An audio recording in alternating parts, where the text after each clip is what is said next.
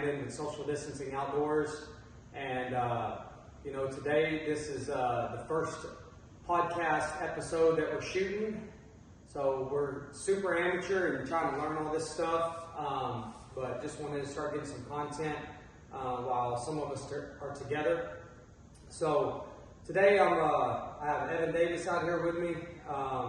We met a couple of years ago through a Facebook hunting page here in Texas, and kind of linked up through that, and you know, become pretty good friends since then. You know, he made an effort out here we had a little weekend to try to shoot some does, and late season here, January 12th, 2025, and these does are pretty skittish and stuff out here, but it was a good time. The weather was cold, and it was just fun to come out and hang out. So anyways, I want Evan to just kind of talk to us about, you know, we'll kind of talk about our story, how we met, and how he got into hunting, and what hunting means to him, and kind of have him take us along through his hunting journey and where he's at currently. So I'm gonna let him, you know, kind of tell everybody who he is, where he's from, and all that good stuff. Yeah, Evan Davis, outside of Houston, basically. Like he said, we met up on that kind of Facebook post, and this weekend here basically kind of took the place of our original meeting, which was a javelina bow camp that we used to do with a few other guys, and that fell through this year. The lease expired or whatever the case, so this kind of took its place of just being a cool, chill place. Luckily, Landon's got some family that let us come out here and bring some friends and enjoy our time out here. So yeah, it's just kind of a good camp. Get out here, cook some good food, chase some critters, and no pressure, just having a good time. So what year was that like, that first year we went? How many years did you do? 3 years? I got down there to Eagle Pass for the javelina camp. I did 3 years, I think. Yeah, because so I didn't get 24, one the first 23, year. and 22. Something like that. Because Okay. I didn't get one the first year. The second year I did, and then last year I didn't. Get So. Okay, yeah. Okay. So that's kind of when we linked up, and you know, and through that he had a guy that he had kind of met just a little earlier before I met him, and so he ended up coming out too, and one of the other guys, Mark Hernandez, that you know, I guess we consider our little group of, you know, SDO, social distancing outdoor guys, you know, and we just have this, you know, it's just a little brotherhood that we have, and something that we share together, and we're all living busy lives and doing our thing, and we just try to make an effort to at least, realistically, twice a year, we try to meet up for TAC when it comes to San Antonio and go shoot that together, and then try to link up for a hunt at least once a year. Obviously, if we can do any more, we're going to try, but we just, and sometimes some people make it, and sometimes some don't, you know, like in this case, but and I met Mark actually at a gas station up in Colorado. We were up there elk hunting, and I got to talking to him and got his number and stuff. And that year we did the javelina hunt. I had hit up Mark, and he came, and Ben and Bradley and Evan. So it's been a lot of fun, you know, just us guys, and Eric's kind of in our group as well. You know, he does some elk hunting with me and stuff, and you know, he hadn't done a javelina camp yet, but yeah. And so, anyways, so kind of your backstory of hunting, who influenced you, and just kind of how it all started for you. Yeah. So I mean, I grew up with hunters in my family. My grandfather did all kinds of crazy stuff. By the time I was really of age to do much, he was pretty old. And I mean, my dad would hunt too, but for him, it was more like a weekend deal, getaway. Right. You know, if I see a deer, cool, I'm gonna shoot it, I'm gonna eat it, all that kind of stuff. But it wasn't hardcore like us, I would say. Right. But so it just never. I'd been a couple times as a kid, never saw anything that necessarily excited me. The only thing I really knew about was whitetail. I think one time we went out to some family property, we heard some hogs going crazy, and it was like, okay, there's a little bit of excitement, but never saw anything. You know, they were gone by the time we got close.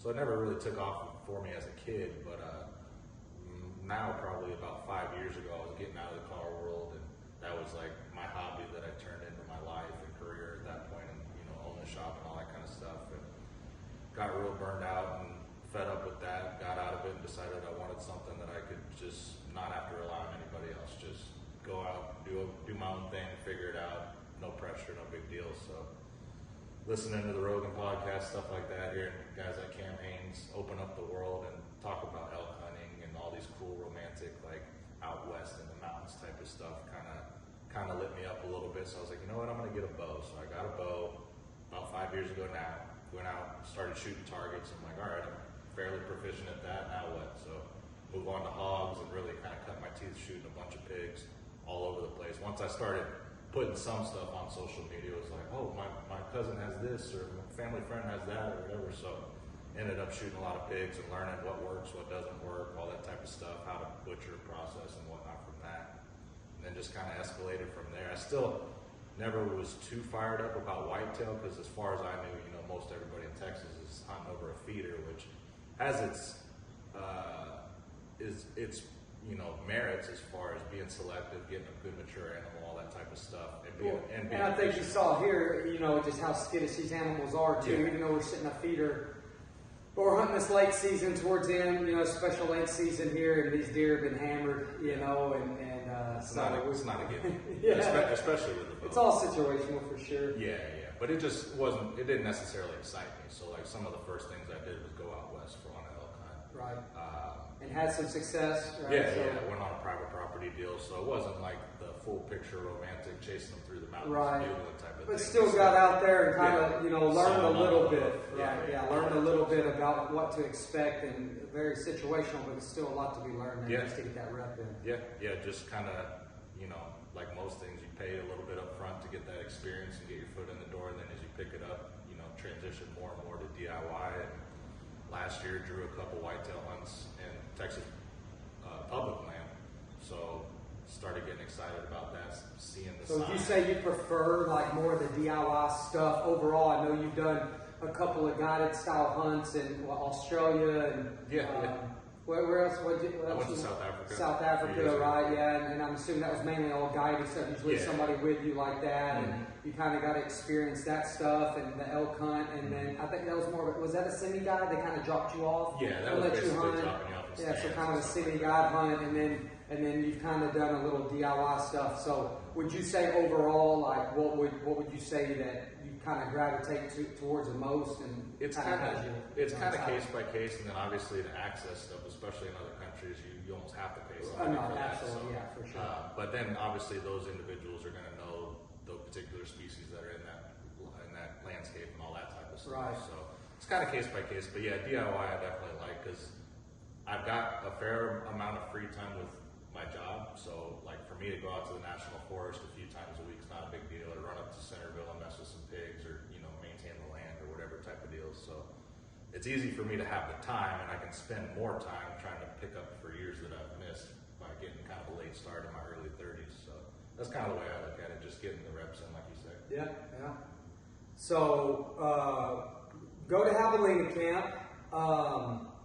Had 3 years down there. I think I had 6 years I did that trip, and so just kind of recap us through like that Javelina camp, and a little bit of detail about what we kind of do there and what you like and stuff like that. Just kind of how it was, I guess, kind of special to you, just that trip. What it kind of meant to you and everything. No, it's just it's like the perfect decompression after a whitetail season, or any season really, after the fall basically, because we'd go in January or December or February once all the other seasons were over with.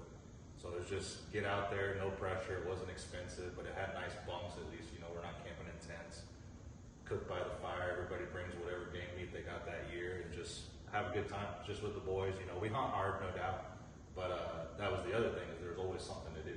Whether we're looking for javelina in the mornings and afternoons, or shooting birds, whatever birds are in season at that particular time, running snares, all that kind of stuff. It was just it's constantly some kind of action, and that's kind of been my general thing on this whole journey. Is like, if I go out into the woods and even sit all day, if I just see some cool stuff like this morning, I saw those foxes playing around with the birds. Cool. It's like that's cool to me, because they don't know I'm there. Yeah. I'm still accomplishing the gist of the whole thing, is like get in, see animals undetected, or that type of deal. So as long as I get a little action, like it doesn't make it or break it for me to kill something necessarily. Right. Well, let's hear. So we know the first year was a tough year in Javelina camp, and figuring everything out, and I don't know if anybody killed one that year or not. I can't remember. I don't think so.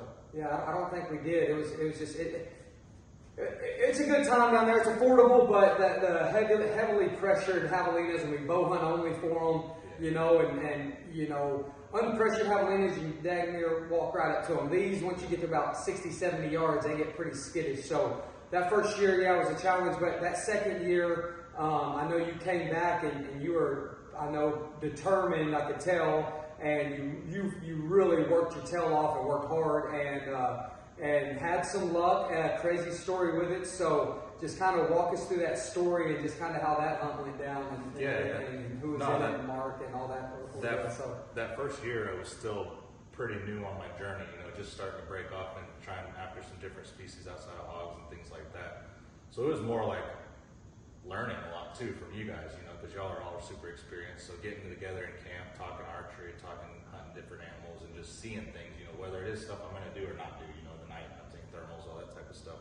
So that was kind of just what I soaked up from that first trip. And then the second trip, it's like, okay, now I'm feeling like a little more of an accomplished hunter. I'm feeling comfortable with my setup. I understand, you know, all the technical stuff as far as arrows and bows and weight and draw and all that kind of stuff. So yeah, we got out there, and I think it was like the second to last evening. And that property is so big. I mean, you're covering ground in the side by sides and looking down long, straight senderos and whatnot. And we caught one, and I was up. You know, obviously we're a few guys per deal, so it was kind of pull short straw type of deal.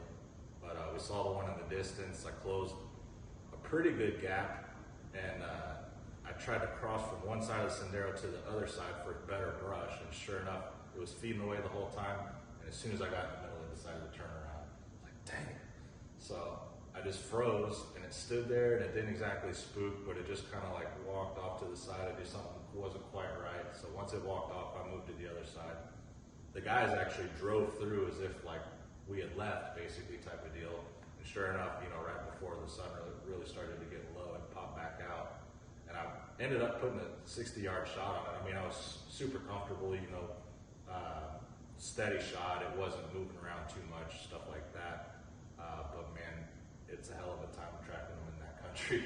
Right. And do you remember like where, like the hit of that shot? Was it like a liver, single lung, or because he went a little ways, you know? He made it a good ways, but it was dropping good blood. I remember. I mean, we went back to camp. We gave it some time because we weren't 100% sure. The light was pretty low. We knew it passed through.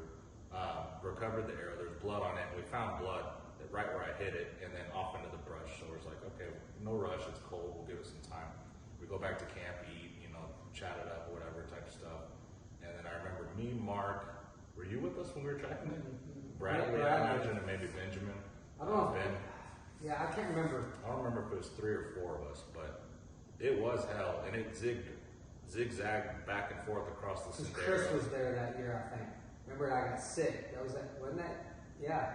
That was that second year, and that dude, that kid that worked with me out there and stuff, and Chris came, and I got sick that night. Yeah, maybe. So we might have been up there because I think we were all kind of chilling, you know, and you and Mark, and I think Bradley, I think it helped you at one point with it. But, so anyway, because did y'all track for a little bit and then come back? I don't think we got too far. I think we pretty much gave it time because we weren't worried about the heat and all that kind of stuff. It was a cool night and everything like that. So I think not knowing exactly how it hit or what orientation it was at and all that kind of stuff. Was he mainly broadside when you shot? Or? Yeah, I mean, it's hard for me to It's tough enough, and they can barely be angled, and it's hard to even they're such a weird little shape. I mean, it's very similar to pigs where it's like kind of just that blimp shape. So yeah, it could be twisted one way or the other. The outline looks about the same when it's just all black. So anyways, we got back. We're tracking it through the thorns and all the cactus and all that crap, and constantly finding blood. I mean, Mark was like a little hound dog, working his way up ahead, and we would stick on the last blood. 5 more, and we'd jump ahead, and then just kind of bunny hop like that, and ended up finding it. Put a final shot in it. Mark was in the lead. He had his pistol, so he went ahead and put it out. Just so he was still alive. Yeah, it was still kicking. So we got back. We got up on it, and Was he pretty much done, or he able to fight him? I didn't see him. Okay. Mark was up ahead, and I couldn't see it. And he goes, "I found it. It's still alive." And he he said he had his pistol. I was like, go ahead and shoot it. Let's end it. Right. But yeah, I mean, it had to have been a decent shot just based on the amount of blood. But how long did y'all let it lay? Do you remember? 2 hours? Y'all came up and ate and hung out for a bit and then went back after it. Yeah, probably so. Y'all were out there for a while, just because we were moving so slow. Thick, and trying to move through it. So okay, we were definitely moving so slow. yeah, gave it some time. So yeah, who knows? All the shots are so wild, It probably laid up for a bit. But I mean, just based on the blood, the fact that we were able to track it through that stuff, that worked out perfect, and that it was laying there. I mean, it was hurt, no doubt about it. So it was a decent shot. It just wasn't super quick, I guess. Right. Which they're tough little. Oh yeah. I mean, those angles and stuff make so much of a difference. And maybe you caught, a single lung or something. If I remember right, we got it back to the skinning pole at like 2 in the morning. Yeah, I remember it was late. Gut it and throw it in the. Well, you got it. So I mean, I told you that's all that really matters. So better than this year, or not this year, I guess now because we're in 25, but 24, our last trip. Hopefully, I wish a miracle would happen. We'd get back on that place. It was such a good time. But 2024, I saw that. I drove by that Sendero and I was just by myself and I saw those javelinas. It worked out perfect. There wasn't any corner on that Sendero, and I know they were searching and they were working towards me pretty quick, and I shot them hard quartering too, and I mean, I just watched that luminol disappear, and I knew the shot was good, but just didn't have the blood, and we tried to go in there, but me and Bradley kept looking in the wrong direction. I went back there with you guys in the morning and ended up finding it pretty close, and coyotes. That was pretty wild. They made it into a toothpick pretty quick. There wasn't much left. It was pretty much just the head. And they chewed on part of the jawbones. Yeah, it was wild. They tore that thing up pretty quick overnight. And that was a tough year because the weather wasn't cooperating either. It was windy. Real windy. To the point where the power went out of the place. Yeah, that's right. Yeah. It's tough conditions out there because, I mean, it's practically a dust storm at some points when it's blowing down those senderos. Yeah, man, it was... that's a place that is definitely going to be missed and some memories made, and that's kind of how it is out here in hunting and this stuff that we do and these journeys, and we try to set these little traditions or little get-togethers. Like this weekend, Bradley was able to make it out for a little bit, and my other buddy came out with his son. They're not big time hunters like we are, but they wanted to get a deer for some deer meat, so we set them up with that and let them achieve that and spend some time with each other, so that's special in its own right. But, unfortunately, Bradley and Mark and Eric and just had different things going on and just couldn't make it line up this time. But, for sure we'll meet back up at the end of April for TAC. We'll do that trip, and then we'll try to just get some more trips on the calendar this year and make it an effort to come out here and do this stuff. It's something, for me, I've grown some really good relationships with just guys I met off of different hunting pages and stuff online, and never cared about what animals they killed, big, small, spike, it don't matter. Only thing that's ever mattered is just, we like bow hunting, we have common values and stuff and see eye to eye and stuff, and you just create that bond, in my opinion, and, everybody's their own person, a little different, and brings something to the whole group, and that's what's fun about it. We all have our styles and our ways, and we just try to help each other and learn and get better, and hold each other to, in my opinion, to the best that we can for each other, and wish the best for them, and do anything we can to kind of show I know with my mistakes, because I haven't been hunting too crazy long, but and especially bow hunting, but in the scheme of things, seriously, I started killed a deer when I was like, 12 or something, my first deer or something, killed someone when I was younger, but I guess 2015 is when I really started getting more serious and stuff, and it took me until 2020 to kill a deer with my bow, and I was trying, missing and hitting, and so just, for me, it's just been those reps, just getting out there and those sits. Like this morning, I had a set and, I had a little yearling doe that I probably could have, took a shot at, and But I said, I saw a big mature doe. I said, I want to shoot that. And more than likely, she's going to come in. No, she scent checked me and never came in. And she's small. And that's the only thing. I was like, you hope and wish, like, oh, hopefully they'll make a mistake. It's like, no, they're very calculated. And they keep us humble. But just that rep, sitting in the stand, obviously if we were chasing a big buck and the wind conditions were like they were this morning, obviously I wouldn't have been sitting in that stand and hunting that way. But so this was hunting a little different. Maybe I would have got lucky and they would have come in from a different direction. But just from the 2 sits that I set while we were here, in that spot, they were super cautious and stuff. So and that was the thing for this, to get out here and just be together, get some reps in, and spend this time a hunting camp together. That's for me has been a big part. And for me, it was, just seeing as many deer as I even saw was more than I've ever seen. Right. So it's a different scenario. Like at the feeder, it's definitely not a gimme. I've definitely maybe got a little more respect for it now, anyways. But at the same time, like knowing that they're going to come into food, or at least expecting it to some degree, and then watching them come in, how they interact, how sensitive they are to noise and the wind and all that kind of different stuff gives you a different angle on how they behave. Right. It's a good time to just kind of see what they're doing out there in the wild and the way they're moving around the landscape and stuff. You've got to take notes of every little detail of that, because that's what's going to tell you the information. Because on public land, you can go a whole day and not see anything, and it's like, okay. Right. So about that, so tell them, you hunt some pretty tough Texas public land out there in, eastern Texas and the national forest out there, and just kind of recap your season this year as far as like how many sets you had roughly and how much time you spent out there and the animals you've seen and just kind of how that all went. So I'll take it back to last year. I drew a hunt, Trinity River National Wildlife Refuge. I got out there. A buddy had been out there before, so he gave me some ideas of kind of where to start and stuff like that. I went out there, hung a stand, and just sat and didn't know anything about what I was doing other than what a deer looked like.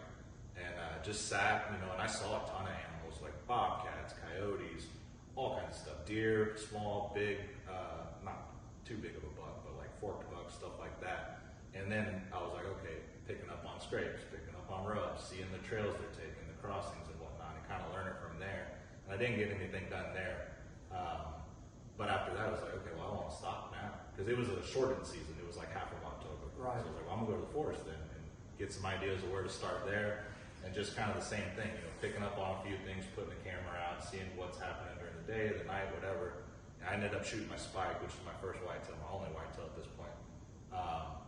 So, a lot of people gave me credit for that, because that forest is heavily pressured, especially once rifle opens. I shot that one the last day of archery, thankfully, because the very next day I had people on my camera. Yeah, I got pretty good. When rifle opened. Yeah. So this year I went out very early and started putting cameras in more spots, tracking into the deeper stuff, picking up on started getting some decent bucks. Feeling like I had early season bucks. Feeling like another big learning opportunity coming to you this year. feeling like I had a much better understanding and getting better stuff on camera earlier and all that kind of stuff, and picking out trees to put stands and where to walk in and be safe and all that type of stuff. Well, I got that last minute opportunity with our mutual friend who went to Canada, which just so happened to be the end of September or the beginning of October. So I missed opener back home, going to Canada and hunting moose, which I wouldn't trade, but right. I was hoping to get in there nice and early the first day and catch them while they're still kind of in that same pattern and nobody else has been in there yet. So I didn't end up, by the time my bow got shipped back home and everything, it was like mid or maybe even 3 weeks into October. So I had my work cut out for me. So they started shifting, like. Oh, for sure, yes. When do you think that notice of that shipment was in October, like the second, third week, or? Yeah, because for sure, just based on cameras, honestly, because for sure, the one good buck that I was seeing real consistent in a particular spot, traveling the same directions each time, all that kind of stuff. As soon as he lost his velvet, I never saw him again to this day, and that kind of threw me off. I thought that was almost not going to be a gimme, but I felt pretty good. I was going to get a good, 13-inch wide buck, which is the next legal step past the spike. So he never showed back up.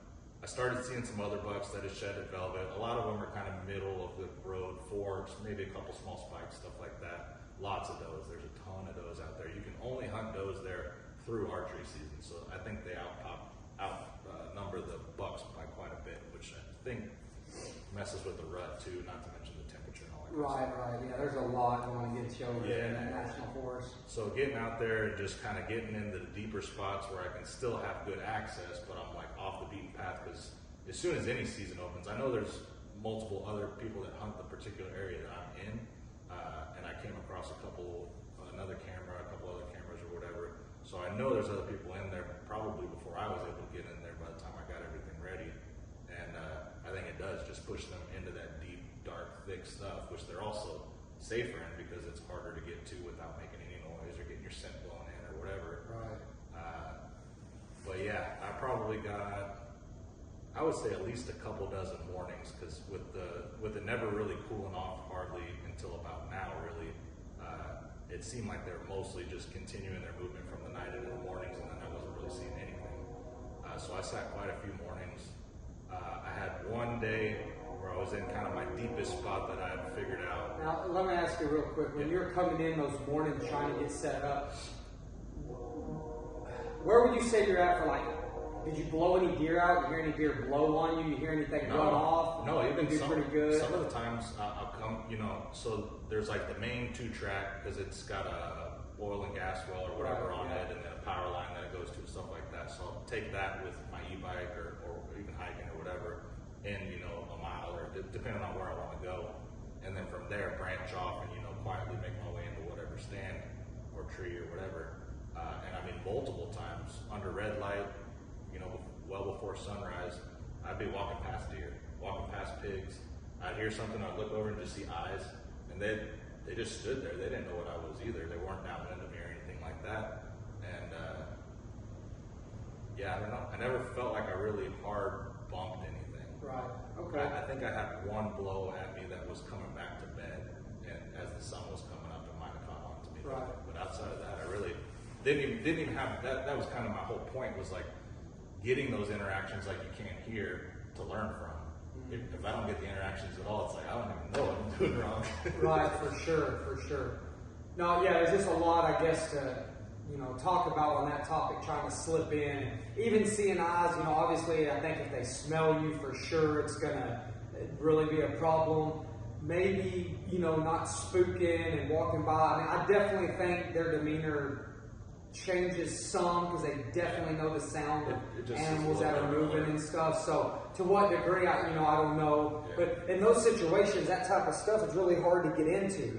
It's so thick out there. There's no open edge or transitions that you can really. And I think that might be one thing. Well, at least in my mind, I was hoping might help me out, is they're used to pigs coming in and making a bunch of noises. Like maybe they'll think I'm a pig if they can't smell me. I think that's part of that challenge of hunting that type of terrain. It's tough to get in and out of there. Yeah, they can get back into the deepest stuff that you cannot sneak into at all. Not in any kind of efficient. So you grinded it out pretty good with quite a bit of sits. Ended up. How many deer did you see on the hoof? In daylight without headlamp, maybe 2. I saw. And you had 24 total sits, you'd say? Approximately. So 20 to 25 sits, probably. Like Yeah, that's tough. Yeah. That's tough. Okay. It's pretty demoralizing. Right. Yeah. So that's tough, and people don't understand tough. You go do that many sits, and you see 2 deer. Wake up at 3 in the morning, drive an hour, get there, hike in a mile. And so obviously, in my opinion, I think there's a way to hunt that forest. And I think how we learn is we just go out there and we start hunting. And then as we start doing it, we start figuring out a pattern, what's working, what's not working, and then start breaking that game down and analyzing it and seeing like, okay, what I did, okay, how did that work, what were my results, and see about making adjustments. Yeah. You know what I mean? And hopefully next year you go in and get that sits, and you see 20 deer, next year. And I guess that's the goal, you think, is try to get better and put yourself, because they're out there, the deer are definitely out there. So I think we have to ask ourselves, why are we seeing the deer? Yeah. What do we got to do to get to those deer? And that's what we're all here for, is to help each other in these situations.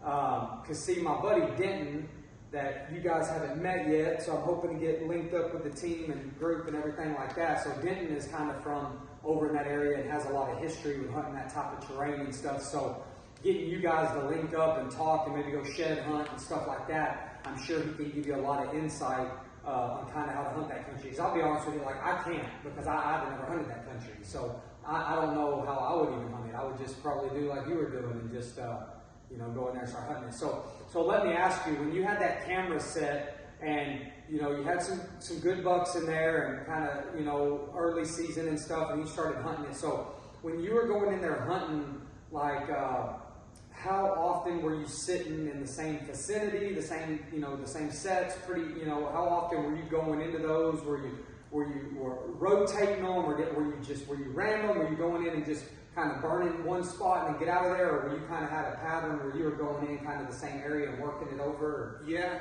it was case by case, so it depended on the weather, what the wind was doing, and what my entry and exit would be, and how safe it would be. Not just where my stand is as far as wind direction, where I expected them to be, but like getting in and getting out, right. Relatively safe. Yeah. I mean, there's only so much you can do there. Right. So yeah, the weather played a factor into that. But as far as deciding, my buddy had some cameras out there this last season. He got all hyped up and then ended up moving, so he left me some. So I had a few cameras out in different areas that we had already previously scouted or noticed stuff late in the season last year. And just based on that, where it seemed like they were moving, whether it was transitioning food sources or getting deeper into cover because people are pressing them up on the main trail, stuff like that, kind of played into some of the factors. And then obviously if I sat one a few times and didn't see anything, I'd move to a next spot and kind of just hop around from there. But yeah, it almost is kind of like that analysis paralysis thing, where it's like you almost have a little too much information. You're like, I don't even know. So what were you making your decisions off of as far as like where you wanted to sit? I mean, obviously besides the wind and the weather conditions like that, but as far as like, where are you at? Do you feel like as far as like any land features, draws, any type of edge? What were you kind of thinking about as you were going in here and either looking at a map or boots on the ground and you were looking at this and trying to get a game plan? What were you kind of doing in your head to figure this out? So last year we came across what we called Scrape Valley, where it was like literally probably a mile long, and you would just find scrape and then go a little further, another one, scrubs, things like that. So I kind of keyed in on a few of those points along that and had different access as far as what was convenient for everything. So that was probably kind of how I started. Your strategy there, having that red line straight. I had a few areas where I thought some deer might be bedding, and it looked like some good trails coming in and out and stuff, which another thing, like there's so many pigs out there, it's hard to tell what's using the trails. For sure, everything uses everything, but when it's wide open, you deciphering what's what is different. I would think, as a tip, and you might know this, something that Denton kind of helped, I never gave it as much thought, but the time me and Denton spent together this year, we spent some time together. It was kind of our first time to really go out and shed hunt and do that stuff together. And it just makes logical sense, on those trails. It's just kind of, you notice if the canopy gets tight on it, you know what I mean? More, your pigs are going to have, sure. More tunneled. And then as it, obviously is, canopied out, you just kind of see the canopy of a deer and how they're going to work through it versus those hogs. And maybe that's a tip just for somebody that's watching and something to think about, when you're out there and these trails to help kind of analyze, and not say that deer won't use maybe sections of those trails, but when you're breaking down a trail, to understand as you walk it and follow it and be mindful that there's a little peel off or something if it tunnels down in something tight, because there's a good chance those deer are still going to walk those trails, and just, path of least resistance, basically. Yeah, that's what I was going to say from just the experience that I have got is they'll typically go path of least resistance, but then you have to also factor in that there's got to be some kind of cover so they feel safe. For sure. So like kind of tight stuff, but also with corridors to where they're not like breaking through thorns and like low cover where they're, especially when they're in velvet, they're not going to want to be hitting their antlers on stuff and all that kind of stuff. So yeah, a few things like that where some trails narrowed down or split off and things where there was a scrape at an intersection, stuff like that is how it started. So is that timber pretty thick in there for the most part? Not really any field edges or anything? Maybe No those field. clear cuts? Well, there are those clear areas. cuts where they put the high line? So yeah, a lot of people hunt the power line with rifles. I'm sure. And there's trails crossing them, and I tried that last year. And those deer know. They know if they're going to be out in the open, it's going to be at night. Oh, They're not going to do it at Oh, night. yeah. Or a young one probably. Or it's going to be quick. Yeah. Or one chasing the 400 doe yards across out. for sure. Yeah. So a little bit of the scrape stuff, a little bit of the habitat edges. I found a couple pockets where it opened it up, and I had seen deer the previous season, looking like they're in there feeding and stuff at different times. So that's kind of where I'm at in my journey now, is like identifying what trees they're feeding at, what time things are dropping acorns, and like how they're transitioning through the landscape as the year goes on and as the weather changes. Right. But yeah, some of those habitat edges, you'll have like, it's a timber cut, so they've got the pine that's planted basically more or less, and it's in rows and everything. And they did do a burn in there, so it wasn't as bad. But a lot of that'll have thorns and just underbrush crap in it. But then it'll get to some of I think they like to bed a lot of that stuff. Yeah. They bury themselves in they there. eat it. It's, Oh, yeah, I don't know they what eat it's it. called, but that's the other thing. It's like identifying it, unless it's so hard to identify food placed in there because they'll chew on anything. Yeah, out there, it's totally different. No, for sure. And that's what makes it special. Hunting is so special. In Texas, you have so many different terrain and setup and layout out here in Texas. You can't compare them. I mean, you have to hunt them differently. Texas is just a weird place to hunt.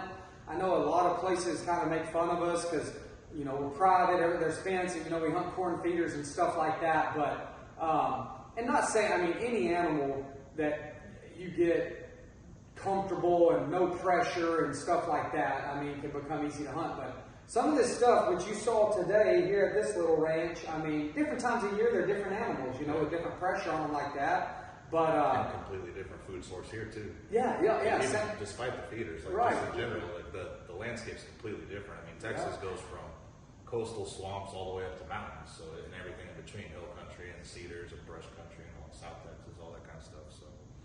No, that's awesome. So you had quite a bit of sits, tough, but I think in the scheme of things, it's something really great to learn from, to move you ahead in this journey. And that's why I knew getting you out here and letting you kind of hunt this too and get a little bit different feel of it and stuff and just kind of broaden you up. And would you say, like, for me, I'm kind of a open-minded hunter, like, you want to go on different styles of hunts and different, as far as private, public, DIY, maybe a rifle, maybe bow, like maybe a longbow someday, maybe a crossbow, like just kind of open-minded to the fact that you're just kind of going with, whatever adventure comes along, I would say.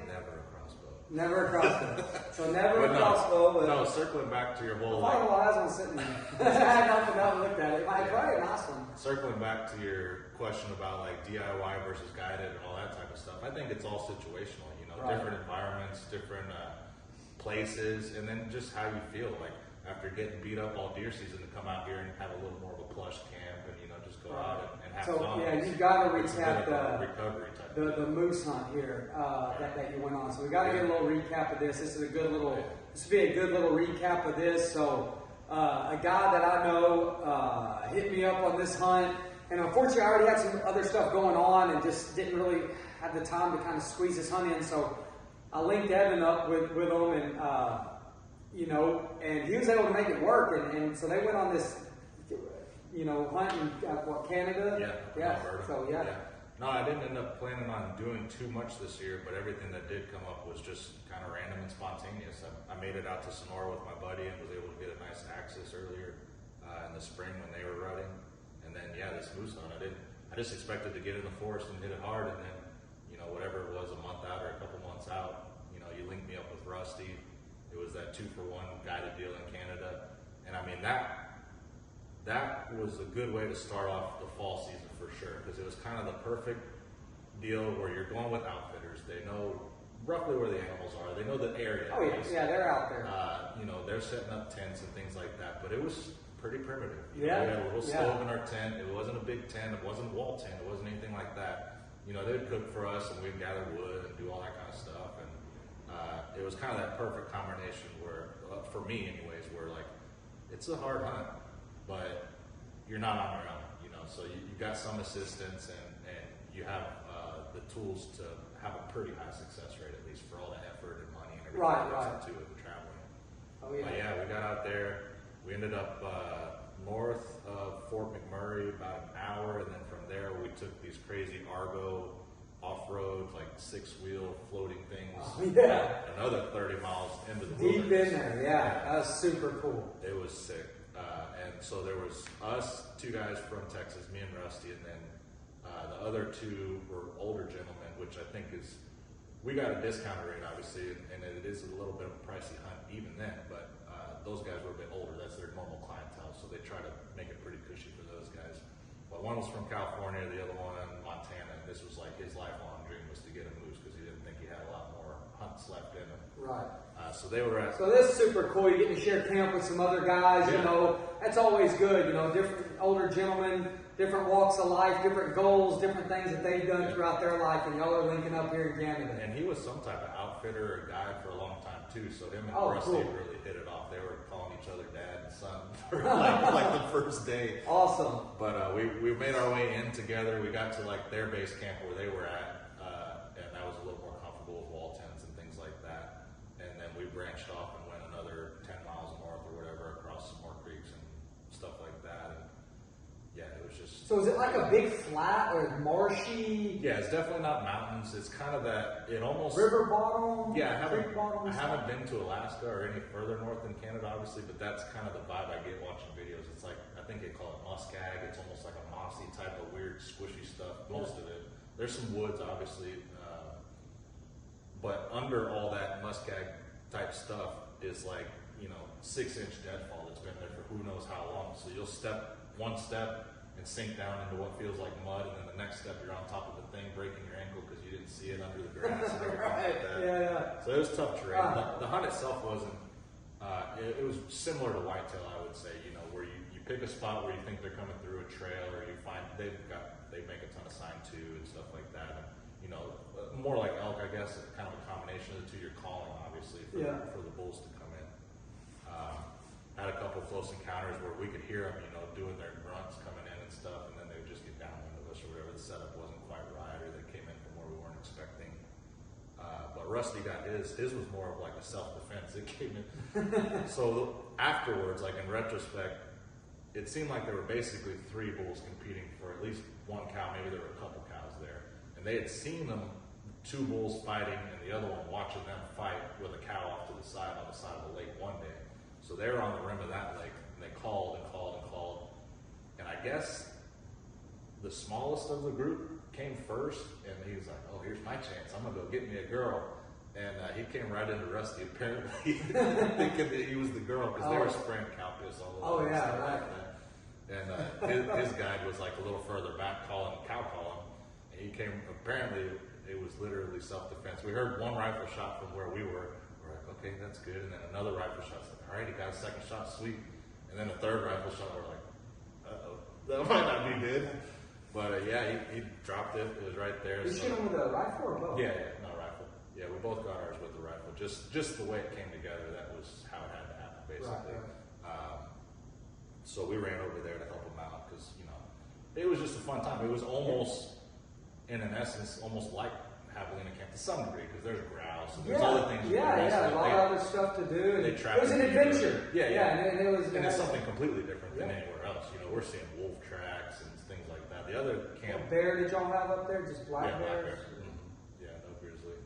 Yep. So we got his taken care of. I think we were there for 10 days total to hunt. I think it was day 8 that I got mine. But it was that same group. Like we had seen it come out on that same part of the lake one day with the cow, and they just they disappeared. The huge animal will just disappear like nothing. Crazy. So we were set up on the edge of the lake waiting for it to come back out, like kind of across a cove. And the guide had his gun, 300 Win Mag, so it's just like, look, if it comes back out, we'll do that. If we can make a play, or if we can call it into us, we'll do it with the bow. So we, set up the decoy, and we were calling and stuff, and nothing ever happened. Well, then the other guys were headed back to camp after trying to mess with the bear, and they messaged us, "Oh, there's one over here." So we haul ass back over. Oh, this is even after the fact. We were completely across the lake to start the day, and we heard them fighting like across the lake, and they make some crazy noises. Not just the clashing, but like Grunts groans and crazy noises. Like the first time I heard it, I didn't know what it was. I thought it was a grizzly bear or something making crazy noises. So we had already ran one side of the lake, and then we kind of backtracked. And we were calling this bull. We finally got eyes on it, and it just happened. We met each other where there was this open spot that has a piss pit, which is more or less not exactly like a scrape, but kind of like wallow, kind of. It looks like a wallow, but it's kind of like a communal latrine that they mark their territory type of deal. We were trying to call it out into this opening. I had the bow and the rifle, but I was ready to shoot it with the bow because it was 30 or 40 yard gap in the opening. And I could see it through the trees just barely. It was in this thick brush around the perimeter of that. We were cow calling, we had the decoy, and that guy actually started doing bull calls to try to get it in the fight because it was a big bull. And it just stood there and kind of kept skirting around. It was like, okay, we're going to have to chase after it because he's either we thought he was trying to get downwind of us. But in retrospect, I think he was not interested in fighting. So we'll get back to that later. But he ended up skirting around. So I put the bow down, grabbed the rifle. We chased after it kind of parallel so it couldn't wind us and got back up to it in an opening. And I had a nice shot. We got it stopped and got a shot and went down quickly. So What was the range on that? You shot on that? it was probably 60 yards. 60 yards. 3 gun mag? Yeah. One shot? Mm-hmm. Good shot. The guy grabbed the gun. So he was left-handed, and he was a former Special Forces Canadian dude. So like he grabbed it from me real quick and followed up on it just to be safe. But as soon as I shot it, obviously once we came up on it, confirmed it was a perfect shot. But the way it behaved, it was like, no, it's about to lay down. Yeah. It's dead. No, yeah, I get it. I mean, as a, I can only imagine as a guide, like he knows the bullets in that animal, and he's wanting to make sure that thing is. And when you put in all that effort, y'all down to the wire. You've been grinding it out hard. Y'all were there, and at that point, we had all four of us really, but especially each of us with our guides had developed kind of a bond because you're out there like roughing it together and depending on each other and all that kind of stuff. So it didn't bother. So did you flow pretty good with your guide? Oh yeah, yeah. We still talk to this day. Cool, yeah. awesome. We were wanted to all four of us go on a mule deer hunt at some point. So that's super cool, and that's how it works, and that's why social distancing outdoors. That's what it is. It's just.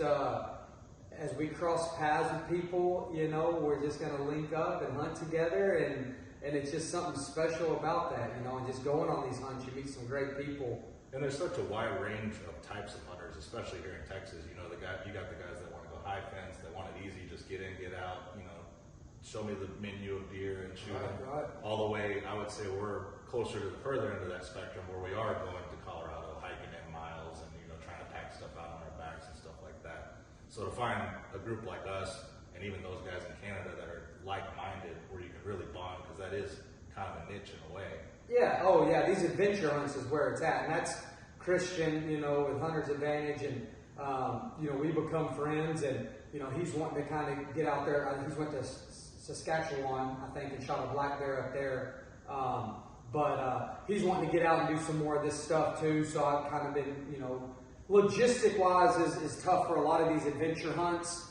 It's just hard to coordinate. Yeah, coordinate and logistics, right? Yeah. So once you start understanding that, and man, it's a blast, So you did that, and then let me just finish that real quick, actually, so I wrap up my point. Right. Yeah. So mine ended up being the biggest of the trip, and the outfitter said it was probably the second oldest bull he's ever seen. And awesome. Those dudes are always That's great.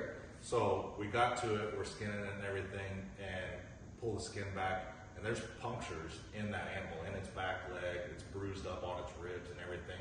So after we got ours, we got the meat hung, all that kind of stuff, we kind of broke down camp a little bit, the next day or whatever. We swapped camps with the older guys because they hadn't seen any moose. They were just seeing wolves the whole time. We're like, well, we got wolf tags, we'll go down there and hunt wolves, y'all come up here where the moose are. So we swapped camps. Well, that guy came up that really wanted to kill a moose, and he ended up getting that third moose. Oh. And so the way it ended up working out, in retrospect, is Rusty shot the youngest one because it thought he was going to get lucky and leave these other two fighting, and he was going to come in and get this other cow. Mine, actually, we were trying to get it on this east ridge. It probably wasn't east, but just from my frame of thought, it was, say, the east ridge. and they were on the north end of the lake. And mine actually, where I was originally sitting when we heard them fighting, circled all the way around the lake, and it ended up coming back to us. Well, the way he was all beat up, the way we figured is he's being older and everything like that. He probably got his ass kicked by that second bull when they were fighting, because he had the punctures and the bruises and things like that. Wore out and that would make sense why when we were doing bull calls, he didn't want to come and fight. He just was looking for the easy. Yeah. Excuse my language. Believe that out. He was looking for his own cow, so he didn't have to worry about anything else. Well, the other guy ended up shooting that third bull, and sure enough, it was not old, but it was a good mature, good size. Had a huge spike coming off this side that's probably fit just right into the in his prime, getting in his prime. Yeah, just kind of. So he was probably the young bull, no pun intended, to kick mine's butt and run him off onto our side. So yeah, we ended up cleaning up nicely out there. My back straps and tenderloins ended up being 70 pounds on the dot in the cooler, which was the limit for Air Canada, so that worked out.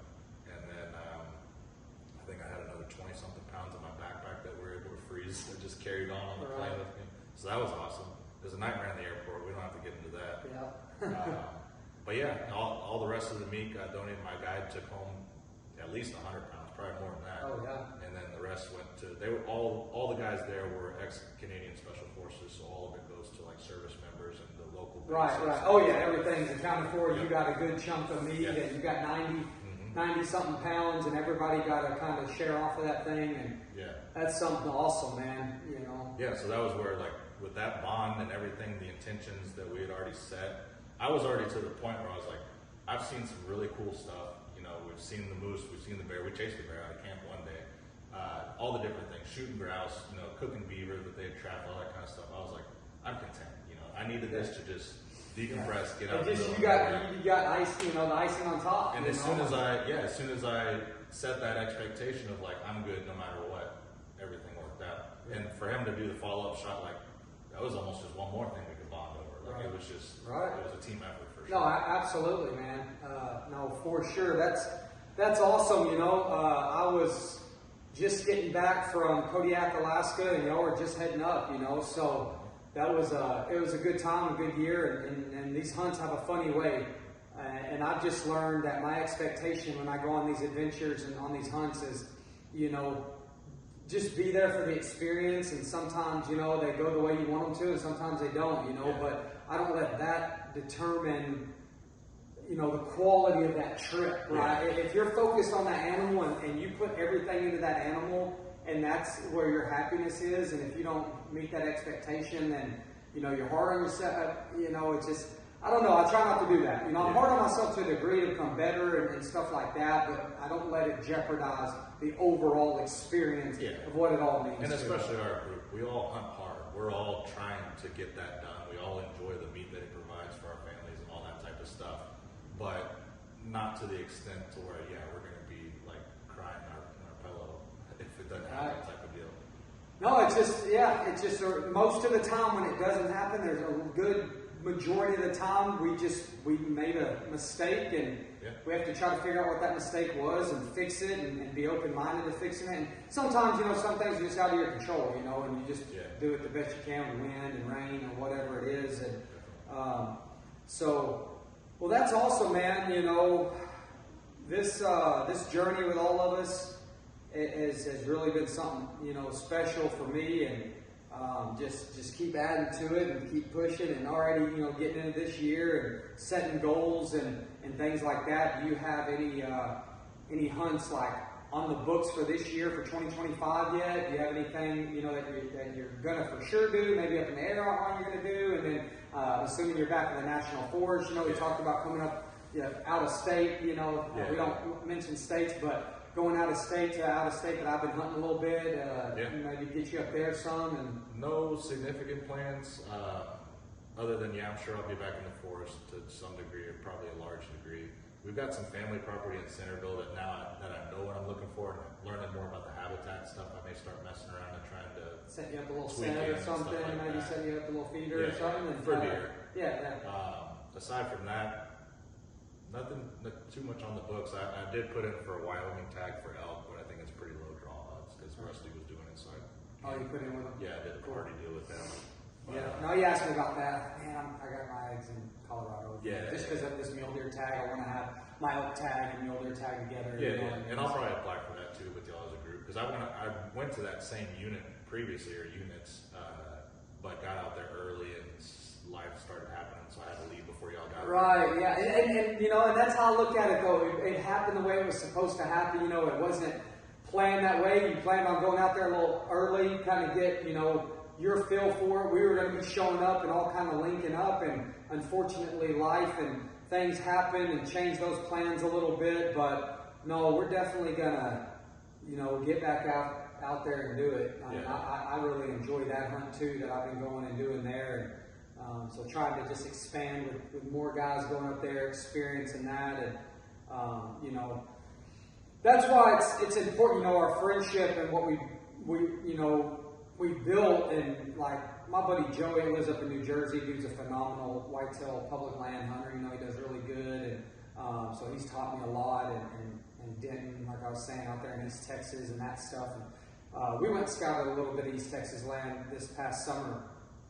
But we ended up just not going out there and hunting it like that. But something to learn from him, and trying to link you guys up, and then the experience that I have with going out west and some of that stuff that I know, and getting tags drawn and putting in, and all those logistics and stuff, just working together and just making these hunts happen, man. Yep. You know, like this weekend was fun. You know, we ate some good food.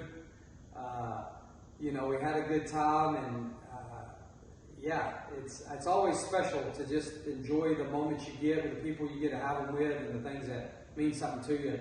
So we're hoping that you know, this is the episode 1 of Social Distancing Outdoors, first podcast we've had here, and right now it's shot off the iPhone, and we're gonna dial in and get some mics and cameras and get a little bit better quality here. I'm hoping this audio is decent for this video. So just wanted to get something going and get the ball rolling. That's a whole new journey for me for sure, doing this, and hopefully we're going to kind of all work together and build, you know, Team SDO, and kind of have all of our guys that link up, and just something cool, I think, to have the, you know, yeah, for sure. Yeah, document it all basically through these videos and these podcasts, and then maybe somebody that's interesting, that we think's interesting, sees us sitting here talking, and maybe would want to come out here and, you know, I'm just looking at the view, we're talking, you know, you can see a long ways and a great view right here, and it's nice, we got the doors open, and just enjoying this, and maybe somebody that has a good story we link up with, you know, and they're sitting here with us, and we're talking, and we're just sharing some of their stories and their hunts and failures and successes, and having some laughs and having a good time, you know. And so yeah, man, thanks for sitting down, thanks for coming out this weekend.